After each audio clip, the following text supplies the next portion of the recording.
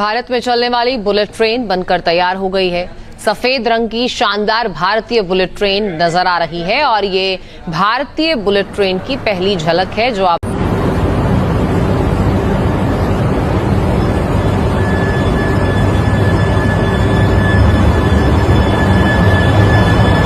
मैं तो ये खबर पढ़ के बहुत जेलसी हो रही थी कि अच्छा यार हमारे हमसाया मुल्क वहां पर इतनी जल्दी बुलेट ट्रेन स्टार्ट होने लगी। उत्तर दक्षिण पूर्व पश्चिम चारों दिशाओं में एक एक बुलेट ट्रेन के प्रोजेक्ट से हम आधुनिकता की तरफ जाने को गति देंगे। यानी कि वो दुनिया की तीसरी बड़ी इकोनॉमी बनने वाले हैं। ये करीब है, ये ज्यादा दूर नहीं है। तो इंडिया अपना ट्रेन मैन्युफैक्चर कर रहा है और हमारे लिए शर्म का बात है कि हमारे पास सैलाब आ रहा है और हम उस पानी को अभी तक नहीं निकाल सकते। मुंबई टू दुबई जिस तरीके से ट्रेन का सफर है 2 घंटे के अंदर, इस तरह के प्रोजेक्ट जो है वो हमारी कंट्री के अंदर भी होने चाहिए। ख्वाजा साद फीक जो रेलवे के मिनिस्टर हैं वो बता रहे थे कि जब मैंने उनसे चाइनीज को ये कहा कि जी हमने एक बुलेट ट्रेन बनानी है तो वो हम पे हंसे। उन्होंने कहा कि जी आप जो 160 जो मील वाली ट्रेन है उसी को आप बुलेट ट्रेन समझें और उसी पे इक्तफा करें। Pakistan is weak than India. Okay. Economically and in everything. It's weak. Pakistan is weak.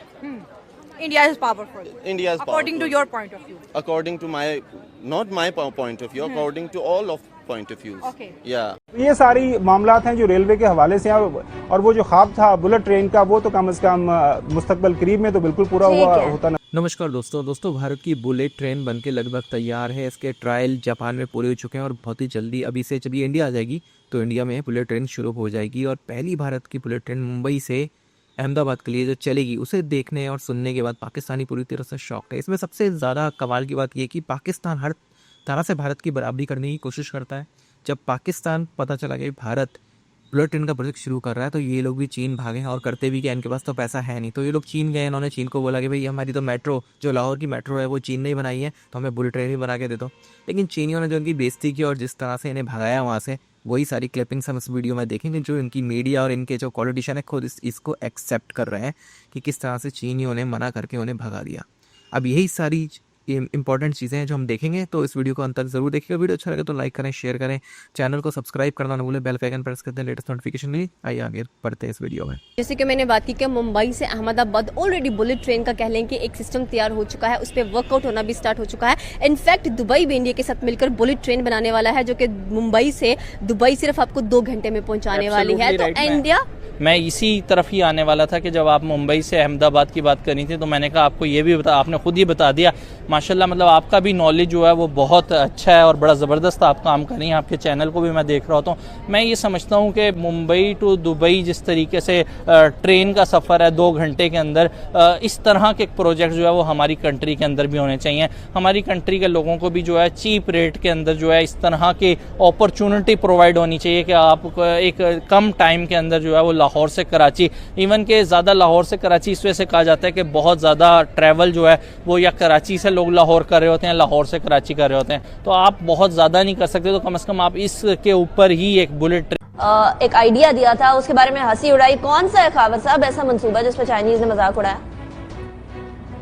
Muslim league नून ने एक ख्वाब बेचा था लोगों को कि जब हम गवर्नमेंट में आएंगे तो मुल्क के अंदर बुलेट ट्रेन लेके चलाएंगे पूरे मुल्क के अंदर, खैबर से लेके कराची तक।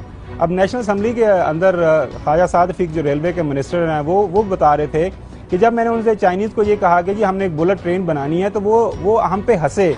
उन्होंने कहा कि जी आप जो 160 जो मील वाली ट्रेन है उसी को आप बुलेट ट्रेन समझें और उसी पे इक्तफा करें और ये बुलेट ट्रेन आपके मुल्क में नहीं चल सकती। कहते हैं जब हमसे वजह पूछी गई कि क्यों नहीं चल सकती, वो कहते हैं ये एक तो आपके मुल्क के अंदर जो एक तबका है जो कि बुलेट ट्रेन को अफोर्ड कर सके वो है नहीं है, ताकि अगर उसकी मार्केट नहीं है तो लिहाजा बुलेट ट्रेन बन भी जाएगी तो इस्तेमाल कौन करेगा, क्योंकि जापान में भी अगर देखें तो वहाँ पे उसकी जो टिकट काफ़ी महंगी है। एक वो है, दूसरा ये है कि वो बहुत ज़्यादा इन्वेस्टमेंट की ज़रूरत है, तो वो रेलवे मिनिस्टर हमारे पास वो इन्वेस्टमेंट भी नहीं है तो इसलिए नहीं कर सकते। और साथ साथ जो हम एक दो प्रोग्राम में हमने वो एक चीज़ हाईलाइट की थी कि जो रेलवे की ज़मीन है तो वो एक बड़ी ज़बरदस्त चीज़ उन्होंने नेशनल असम्बली को ये बताई कि जी KPK के अलावा बाकी तीनों जो प्रोविंस है वो मुझे अपनी ज़मीन नहीं वापस कर रहे जो रेलवे की है।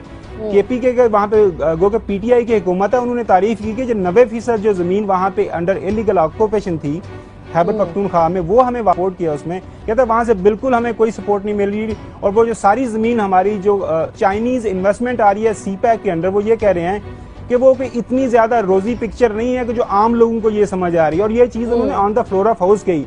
वो कहते हैं कि चाइनीज़ हमें कह रहे हैं कि जी, एक मिसाल उन्होंने दी कि एक पेन की कीमत 2 रुपये है, तो वो कहते हैं कि इसके 10 रुपये में आप ले लें। वो कह रहे हैं कि जी, मैंने उनको कहा जी मेहरबानी फरमाएं, हमें पहले ही ऑलरेडी हमारे हालात बड़े ख़राब हैं, तो हमें ये 2 रुपये की चीज़ ना 10 रुपये में ना बेचें।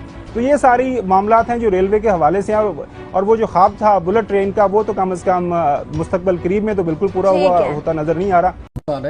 अभी इंडिया ने एक उन्होंने डील किया जापान के साथ, मोदी साहब ने पिछले 2-3 दिन पहले उन्होंने बुलेट ट्रेन का इफ्तिताह किया है। उसे अब उनके अहमदाबाद से लेकर मुंबई तक उसकी 506 किलोमीटर के करीब उन्होंने बनानी है बुलेट ट्रेन, और 2 घंटों में वो वहां पे पूरा सफर वो तय करेगी।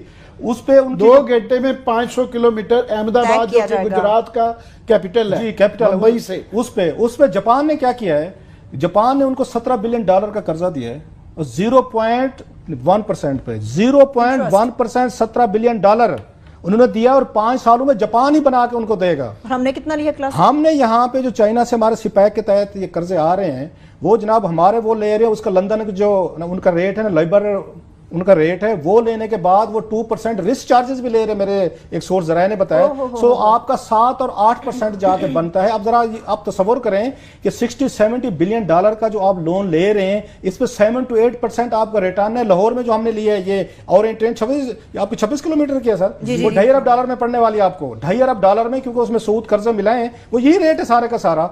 अब मुझे समझ नहीं आ रही, चाइनीज हमारे दोस्त हैं, हम ये बुलेट ट्रेन है, वो ऑर्डिनरी ट्रेन है, इलेक्ट्रिकल ट्रेन है, मतलब ये बुलेट ट्रेन है जो कि हाई स्पीड ट्रेन है। मुंबई वही होगी ना, तो आपकी 300 ये मेरा ख्याल किलोमीटर पर आवर के हिसाब से चलनी है। सवाल ये है, इसकी मैंने अगर बात की, ट्वीट किया, तो मुझे बड़े लोगों ने समझाने की कोशिश की, जनाब स्ट्रेटेजिक इंटरेस्ट है उसके जापान के और इंडिया के, उनके बला ये चीजें। मैं हजूर बात सुने, पाकिस्तान और ये चाइना से ज्यादा गहरी दोस्ती तो नहीं है जापान की और उसकी भारत की। आपने सारा रुख एक ही साइड पे कर लिया, दुनिया की और मार्केट भी जरा थोड़ी एक्सप्लोर कर लें, और जापान के साथ हमारे बड़े अच्छे तल्लुकात हैं। अगर आपको जापानी इस तरह का प्रोजेक्ट अगर पाकिस्तान में उन्हीं कंपनी को दें, जो मैं कह रहा हूँ, रोना है, पाकिस्तानी कंपनी आती है ना, हबीब रफीक टाइप, मलिक रियाज टाइप, ये फलाना टाइप, इकबाल ज़ैड अहमद, ये सारे के सारे जो आपने इकट्ठे किए हैं, जो आके हमलावर होते हैं प्रोजेक्ट्स पे, और फिर ये कुछ होता है कि आपके 4.25 अरब रुपए के छोटे कंट्रैक्ट में से 3 अरब रुपया चाइनी कंपनी ले जाती है।